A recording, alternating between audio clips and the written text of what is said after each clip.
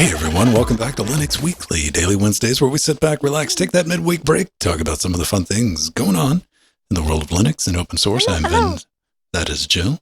Everyone watching us live on Twitch, maybe listening to us after the fact, having a little bit of a pre-super shows, and Jill's kind of laying down some logic, what's going to be going on at this little thing called Scale. Yeah, so you see me wearing my Tux hat. I wear that every year at Scale.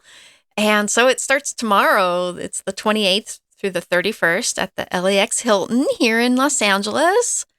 And you can find me at the Linux Chicks LA booth, number 602, and at the Destination Linux booth, number 901. And for all our viewers attending Scale, you can use the promo code CHIX on the first page of registration for 50% off your Scale admission. Now, it doesn't say that there's not going to be registration at the door, but I would be careful and register online anyways, just in case, because they could sell out. You never know.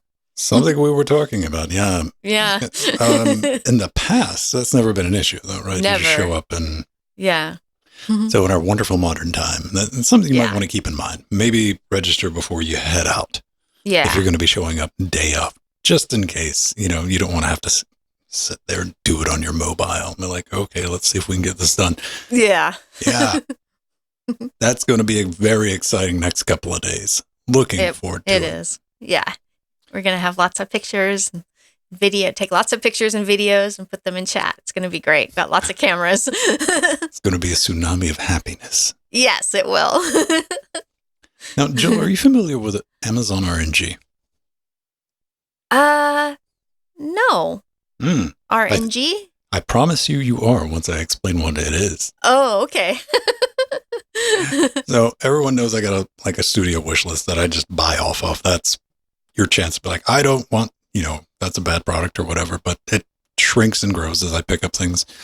And I was talking to Jill and I'm getting ready to build a new Jackbox. And here's the Amazon RNG. You look at the first price. First time you're like, what's the price today? Because, prices go up and down. Yeah. And you get the one price and you're like, it'll probably. And you come back, maybe check it a couple of days later. It's dropped by $20. And like, okay, why not? Time to pick it up.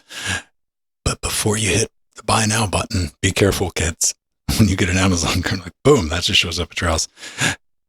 It's a little bit cheaper. It's like $20 cheaper, but the shipping's $14.99. Like, oh, you almost got me. You almost got me. I see. Yeah. And then there's part 3, where it is that lower price and it'll say free shipping, but it doesn't stay that way long enough for you to log into your business account to buy it. Okay.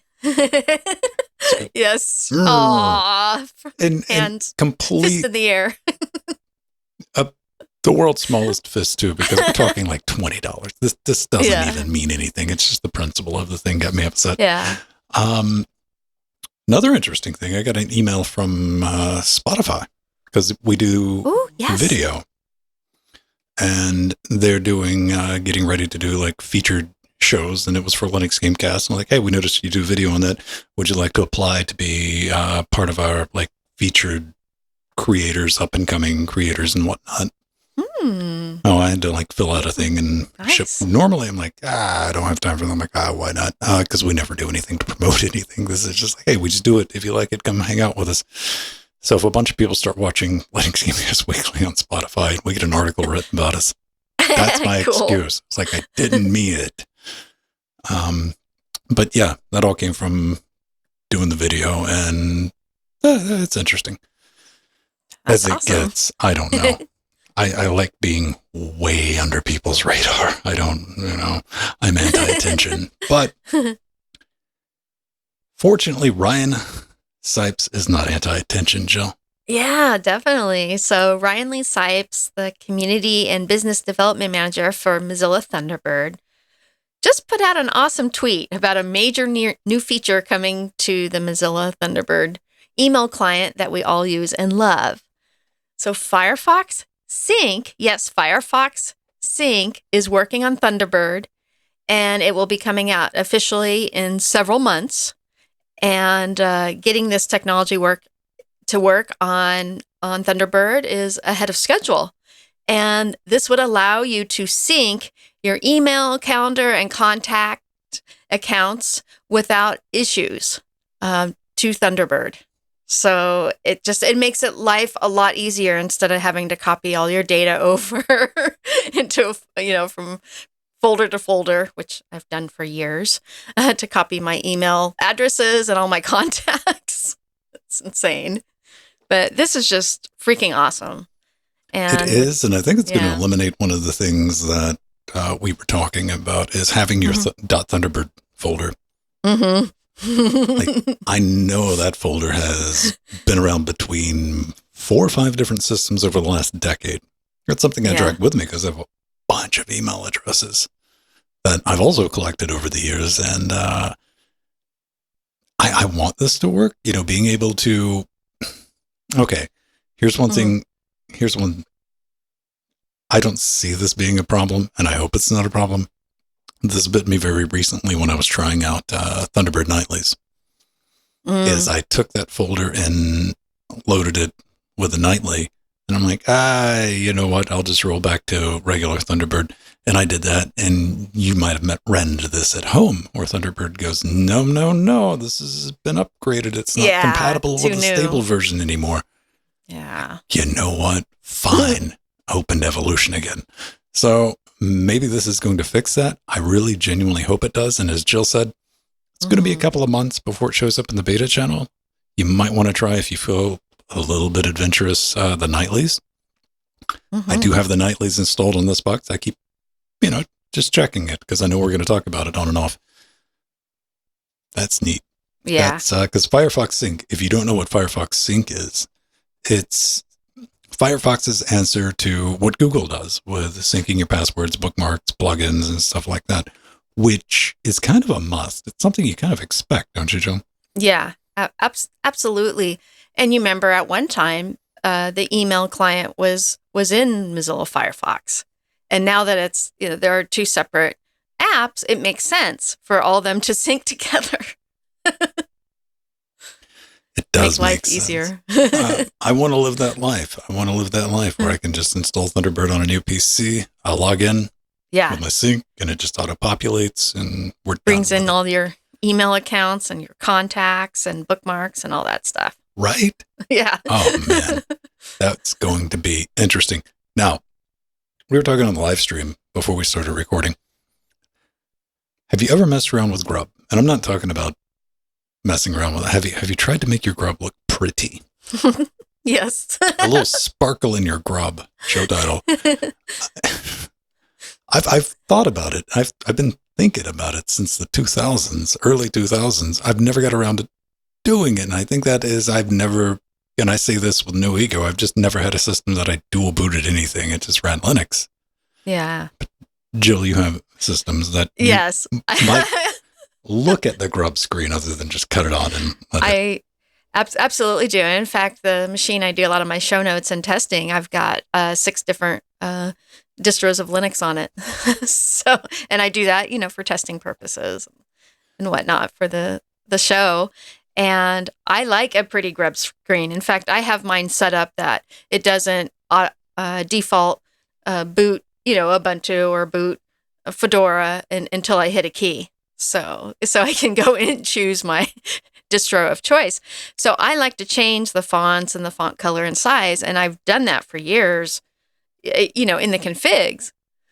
But now, there's actually, with this article, one of the arcade theme, that one, it talked about a new feature called GRUB Customizer, which I wasn't aware of, to make it easy to install themes on GRUB and change your fonts, your font color, and even the resolution of the GRUB screen. So that was a nice realization. Well, what we're talking about is somebody's went through the trouble. It's called Gorgeous GRUB. All the links are going to be in the show notes, but he's taken the trouble of sorting through, because you might be familiar, pling.com has got an entire GRUB section. And, he points out, some of them are kind of low effort and, nothing you'd really want. And if you've ever browsed through pling.com, you absolutely know this thing, the Web server is clearly located in Mordor because it loads like the speed of smell. Slow, yeah. Now, going through all of these, and I found a couple in here that I really enjoyed. I really did. Now, the arcade one's just neat, right? Yeah, it's beautiful. Yeah. Like, let's take a look at that. I think I would absolutely have something like that. Arch Advanced. Windows. Boo. That's so cool. Get it away. Yeah. I like the Yorha. CRT Amber was kind of neat. One that got a chuckle out of me, I think, was at the bottom was Billy's Agent. We're all familiar with the... Are you just... You know what? I'm going to open this in a new tab. There it is. Right. Okay. Yeah. That's cool. Years ago, I had a Tron one that I really liked. And I noticed on his list, he had a Cyberpunk 2077 one that was cool. So just there's lots of beautiful fonts and lots of beautiful themes. And yeah, this is a nice collection to make it easier to find everything because there's multiple ways you can install the themes. So and this goes through and kind of breaks them down, and then it links to all the websites. It tells you how to install the theme. Sometimes it's just a simple script, and sometimes it's just moving a folder over. So it's not hard to do. It's just there's not one place where you can find all these themes, and I think he Jaxar came up with a really nice list. They're all very neat, and he does make a point that even if you want to bring in custom fonts into GRUB, there's an easy utility to do that these days. I'm like, well, that's just awesome now, isn't it? GRUB Customizer. I'm going to be honest. This is like, oh yeah, that's neat. I'll never get around to doing anything with this, but still, you might. And that's pretty cool. That's pretty cool. Jill, you got me all excited about FFmpeg. I saw AV1 mentioned in the show notes, and I went, yes. This is a really big release. FFmpeg 5.1 has just been released, and this is the first official long-term support release, which is really awesome. It brings so many new features, including new filters and other upgrades to, honestly, one of the most powerful cross-platform and open-source multimedia frameworks on the planet, and it's the back end for almost all our audio-video apps on Linux, including Kdenlive, VLC. The list goes on and on. Everything, all the things. So, but one of the big things that they announced was VDPAU AV1 hardware acceleration support for RTX 30 series graphics cards. But Ven was looking and he found out that was for decode, not encode I immediately headed over. Like, where's this commit? Let me look. Yeah. Let me take a look. What's it smell? Oh, boo. I mean, it's good. It's good. Yeah. Because, we got your VDPAU, right? You can do the decode on the 30 series for your AV1, which is great because you might not even realize that a lot of the video that you watch is AV1 encoded. Now, I was still patiently waiting on Intel to publicly admit legitimately that they're making a GPU by putting it in a store. So I can buy one to play around with. Yes. So we can play around with the encoding. But yeah, FFmpeg is just such an amazing piece of software. And I've had my words with it over the years, and I'm kind of familiar with the code base, or at least I was, let's say, 6 years ago. And what when we're we able used to to do. use it for virtual cams before there was a GUI to do that. Virtual cams. I initially started streaming on Justin TV. Yeah, that's right. Over a decade ago, before I was even doing shows, just hacking around with FFmpeg, getting it to do a stream just to see if it was possible, and we get something up and working. Yeah, times have changed, but FFmpeg's still there at the heart. Yeah. And they do recommend, if you want to play around with this in the home game, unless you're like tracking, what's live in the Git repo, it's probably going to be the best way to do it. If you've ever had any experience building FFmpeg, it can be a little bit tricky, but the tricky part is not building it so much as making sure you get everything compiled in that you want. Yeah, it's all the libraries. Yeah. All the additional the stuff. codecs. Yeah, because it's kind of useless out of the box. Yeah. Yes. Oh, man. Okay. Yeah, let's stick with the video stuff. Davinci Resolve 18 is out. Woohoo! And as is tradition, it's time for me to do because I think I've been doing Davinci Resolve videos for how to get it up and running on Linux since like 12.5. And it always makes me feel good because it lets me kind of get a feel for how many people are out there trying to do some pro-level video editing on Linux. And all of these videos usually average about 22 to 25,000 views, which I'm like, all right. So we got people legitimately like interested in them. This is not a knock on KDN Live. It's not a knock on Olive or OpenShot or anything. It's for people who need to use Davinci Resolve, maybe because the production house they're working with, that's what they use in the studio. So they got to be compatible with this. And Davinci Resolve 18 introduces things like cloud collaboration, and it works under Linux. It's wicked neat. So you can work with people around the globe. I did the latest video, and I haven't got anybody that was really upset about anything. I did bring out a couple of things, though, Jill, because I see this. I see these questions on Twitter, and I see people complaining about it on YouTube and Reddit. Like, what works? What doesn't work? Now, there's your minimum system and requirements. It expects an old version of sent. This is one of those situations where a LTS distribution, be it a current Ubuntu LTS or Debian 11 or something like that, is probably going to serve you best. Yeah. Then we have somebody from Blackmagic Design saying, you know what? You could technically make this work under Linux with an AMD GPU. If you want to go through this 40-page forum thread, you might be able to get it up and running. This is true. I got it up and running one time on a AMD laptop. It's not. It's not easy. And I try to cover everything that, the differences between the free version, which costs nothing, and the studio version, which is, I think, $295, something like that now. Yeah. About what works and what doesn't, with also support VST plugins not working in Fairlight. And I say because there's no good reason not to have VST2 and VST3 support on Linux. It's a standard thing that you can do. The console, the speed editor works. Online integrations like YouTube and Twitter, they don't work under Linux, and that's just for like automatically logging in and uploading your videos and stuff like that. Why that doesn't work? Again, shrug emoji. But the big one, I think the two big ones, is people will download the free version, and most of, like, by default, you're probably going to record stuff in Impact Layer 4, especially like OBS, or your mobile phone is going to be 264, 265, and you want to get a clip. It's not going to work with the free version out of the box because it doesn't support 264 or 265. You have to convert it out, and that's a big sticking point. And I went like asking, like, well, why is this the case? This is silly. Couldn't they use, I don't know, FFmpeg? Yeah, that's exactly. Yeah. The answer to that is, being corporate company, business people, Blackmagic, is no. We license that decoder on every platform, no matter what. It's self-contained. And that is part of what you get when you buy it, is the license, which is factored into that price. And this also, but you can't do AAC audio under Linux, no matter what you have. You can have a free version, or you can have the studio version. It doesn't work.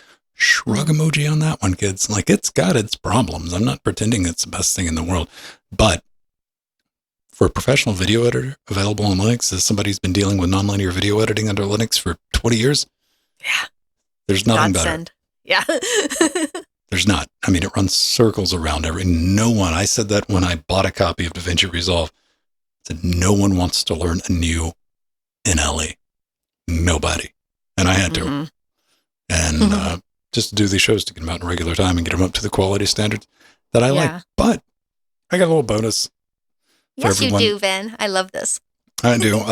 Now, this is for Debian. Everything, not everything. It's not the case anymore. It used to be Red Hat and Debian. Now we have Arch. And of course, Susie, because I know that crowd's going to show up, is kind of based, you get your Pop and your Ubuntu's and your Mints and everything else. The Debian with body kit distros. And you might be able to adapt this. Let me know if you do. How to get up and running. How to create a Debian package. Not strictly needed anymore, but it's a good way to keep track of your versions and roll back if you need to. But what I'm talking about and what Jill was hinting at is UI scaling. If you ever tried to install DaVinci Resolve on, say, a 13.5, 15-inch laptop screen, you need a magnifying glass. Yes, absolutely. And even with that magnifying glass, you're still going to have a vague idea at the mice type that's on the screen. I've used screen magnifiers on DaVinci, so I understand that line. Even with a screen magnifier, it's hard. You would need a magnifier for your screen I mean, yeah, right. It's difficult. Yeah, moving around, just positioning everything and moving it around. So this is so much nicer, Ben. Yeah, thank you. This makes scaling my fonts in the UI. It's not something that I typically think about because, I realize not everybody has a 43-inch laptop. Yes. And, I run DaVinci Resolve at UHD 3840 by 2160. And like Joe, we have 43-inch monitors, which it's perfectly readable, legible for me at least. But DaVinci Resolve is using Qt6. I'm like, you know what? There's got to be, and I linked to the forum thread on Blackmagic's website where people were spitballing like 19 different ways and versions to do it. I'm like, let's just condense this in something that you could read off the internet and piece together with UI scaling. And that's just setting, taking advantage of Qt6 and setting your pixel ratio to 2 with your auto screen scale factor to true. You can't do fractional scaling with this. So, but it should be perfectly legible if you just crank that up to 2, and I show you a way to modify your menu entry for whatever desktop manager you're going to be running, and of course the prefabbed desktop link. So, it's there. You do it, put it together, and go play with it, and just call us evil because it's not open source software. I don't know. It's on Linux. I'm happy about it. People get angry about that, Jill. This is some of the best proprietary software on Linux. And I'm someone who uses a lot of proprietary because of animation and video editing and whatnot. I am not a fan of Blackmagic, and I've been over that. Not a fan of Blackmagic support, but, DaVinci Resolve started its life on Linux, and it's an interesting piece of software. I wouldn't recommend it for... How do I want to put this? I really would recommend it for anything because it's a transferable skill. Yeah, if you're at home, you're learning how to do DaVinci Resolve, because it does have a free version. There is thousands upon thousands of guides online, YouTube videos, posts, stuff like that will get you up to speed on stuff like that. But most importantly, it's a transferable skill. Yeah, exactly. Once you learn DaVinci, you can go over, to Premiere, to Avid, any of the professional. Or you could go to a production house using DaVinci. Yeah, exactly. Even better, it's taken the industry over by storm. DaVinci Resolve has. So it's got color correction and it does motion graphics and it's awesome.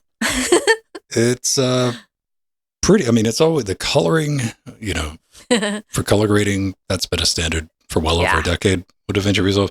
But more and more people are starting to use it for video editing along with the built-in Fusion. It's a great package.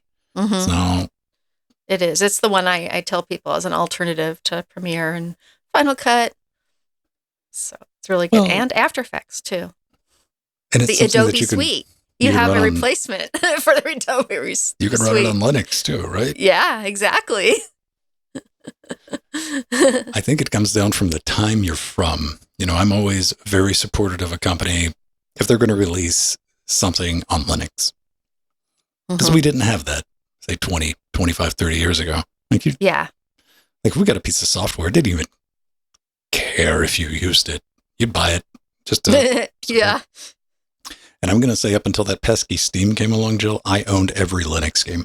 Yeah. We all had not just our open source games, but some proprietary ones that we would pay for just so we could play them on Linux. I have we had all the CDs of everything Loki made. I had, all the Lokis. Yeah. with the exception of Heavy Metal Factory, I never got that one. Oh, I do have that one. And but I got everything else. And who was it? The UK game publisher. I had all of their titles. I can't remember the name of them. It's not good old games. It'll come to me 2:00 in the morning. and it'll be completely useless information, but I'll remember it. Linux Game Publishing. Thank you. Yes. And, yes. Yeah, I've got quite a few of their discs. And anything we had on Humble to this day, when there's a Humble cross-platform bundle, I just toss them the money. There you go. Done. But that wacky Steam came along, and I can't say I have every Linux game anymore. Nope. Yeah. I love living in these interesting times. So, if you want to help out with stuff like that, you can do that. Become a patron, patreon.com/Linux Gamecast. We got a bunch of stuff, a bunch of bonus sodas. We got an extra show that we do each and every week, Super Chosen. Custom RSS feed. You get your own little line, so you can put it in your podcatcher, and you get it each and every week. You get a live and uncut series. If you listen to these shows, we try to keep them nice and short, around 30 minutes, but it's usually about an hour and a half of live content, because if we don't get to hang out with the audience, there's no point in doing this, man. That's one of my favorite parts. The pre-show and after show. Yeah. Exactly. And we do the same thing on Saturdays, where that 1 hour show is like 4.5 hours, really. Yeah. And just good times with that. I'm going to be doing a behind the scenes video of the Army EIO, something I'm going to be testing out on everyone. Because normally I just release 98, 99% finished version of video. Give you a sneak peek. I'll pull the curtain back a little bit. Welcome you into the studio. I'm going to walk you through the timeline in Davinci Resolve as I'm thinking about doing stuff. So we'll see how that flies, if people like it or if they don't. It might be educational, though, so there's your fair warning. Good. If you're against that. But we do thank each and every one of you making this possible. We do need to thank Mr. Finch from last Saturday, because he just that was awesome. sent out a gang of Twitch subs. To the point I'm like, we get it, bro. You're awesome. Yeah. The notification. It kept coming up. Yeah, notifications. Love having problems like that. And do want to thank in Maver for the 6-month resub. Oh, yeah. Ooh, that's sweet. Thank you, in Maver. That's pretty dope. And if you're a Twitch sub and if you're a patron, link it to Discord. Come hop in. That's where we hang out the other 6 days of the week. Can't tell you what goes on in there, but it's very interesting group of people, and it's chill but spirited. And as always, our live channel is linked to our Twitch chat and IRC, so you can participate free of cost, no charge whatsoever during our live streams, which is also good. And we got Trackmania on Tuesdays and Fridays. Yay! There we go. And fun. Jordan streams on Thursdays, and we do a show on Saturdays. It's a busy time. I was going to stream for everyone on Monday, but the fates conspired against me. I wanted to play the Half-Life demo for Ravenholm that just came out, but I just didn't get time. For that, I apologize. If you want some merch, we got that. Linux Gamecast, store.linuxgamecast.com. We got shirts, we got mugs, we got stickers, and it's a good sticker. This sticker has stuck very well. Yes. It's in a good place, too. Right? So I didn't have to edit the poster. What else we got? Jill's got a wish list on Amazon. If you want to buy her something that blinks, is my favorite. Yeah, that hard drive's there. It's still there. It's one of those things at this point, Jill. I would just buy that, but it's kind of my buddy now. I just go around are you still there? Aw, there you are. I got one for the studio. The price did go down again, which was nice. That's what I need. Warning, if you get anything for the studio, you end up back. That's how you end up on this blinky wall, because I always thought it was comically hilarious for things like that. And I'm like, no, I got a blinky wall. Deal with it. Time for a slice of pie. Then we got to run, because we're running short on time. Slice of pie. Oh, it looks actually kind of like a penguin popping out of the pie. It's awesome. Sure. It's squawking. What is that? Is it? I have no, it's a guardian duck, Joe. Oh, okay. It's a guardian duck. Yes, that's appropriate for what we're going to talk about now. A traditional orange duck. Inconspicuous device that quacks when motion is detected. It is powered by batteries, like most motion detecting ducks. And of course, QI wireless charging. So there's your bonus, extra neat thing. You don't need too much to put this together. We're basically dealing with a LiPo. It's using CircuitPython 3D models available, mini speaker, motion sensor. But unfortunately, I don't have audio wired in. The story behind this is probably the most entertaining thing, because, the creator, he's was thinking the cackling of geese saved Rome. True story. This idea was spawned from a misapplication of self-control, because him and his wife they needed to protect, their words, their strategic supply of cookies from themselves. Yeah. So this is how the defense duck was born, and they put it together to put it in there. So anytime anybody tried to sneak a cookie, Oreo, it would alert the other, like, hey. So that way you could chastise them or ask them to bring you one as well. Oh, that's so cool. And I think it's really awesome that you can actually download the 3D model on printables on the Printables website. That's pretty sweet. And it's really nice looking. It's pretty color orange too. I like it. Relatively simple to make. And now that the circuitry's there, but I like the wireless charging. That's a nice touch, because I'm thinking maybe not in the pantry, but something shaped a bit more like a Dalek and possibly in a freezer at a friend's house that you didn't tell him you put it in, that screamed exterminate. I think that'd be a wonderful way to wake up in the morning, and they would call me and thank me because they know exactly who did it. There would not even be a guess. That would be that 6:45 a.m. call of, Does it go quack, exterminate, quack, quack, like quack, that. quack? Just a friendly reminder to help them wake up. Yeah. And they will be so happy. It'll sound like they're screaming at me over the phone, but no, it's tears of joy. Yeah. To me, this gave me the meaning to the saying, so you can get all your ducks in a row. Mm-hmm. It works. And wirelessly charge them. Yes. All right, everyone. That does our times. 31 minutes. Quick reminder, Scale 19X is going down. Aw, yay. Get your tickets. Scale. All the fun stuff. SoCalLinuxExpo.org. All the information's there. That was your last and final warning because it's going to be too late. Yeah, absolutely. Bring it up.